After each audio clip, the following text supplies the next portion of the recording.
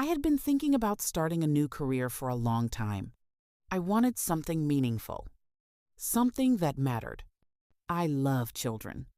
I'm patient. I'm nurturing. I knew I would make a great early childhood teacher, but I didn't know where to start. So one evening, I picked up my phone and searched, how do I become a child care teacher? What training do I need? Where can I take classes online? The information felt overwhelming. Too many websites. Too many answers. And then, I found Networx Training Academy. State and registry approved. Online and virtual training. Clear, step-by-step guidance. It felt different. It felt right. So I enrolled.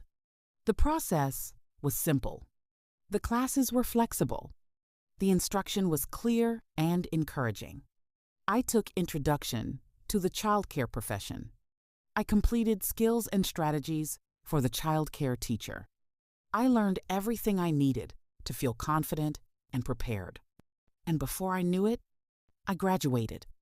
I held my certificate in my hands and thought, this is really happening. Not long after that, I applied for a position at a local child care center, and I got the job. Now I walk into my classroom every day knowing I'm trained, I'm prepared, I'm making a difference.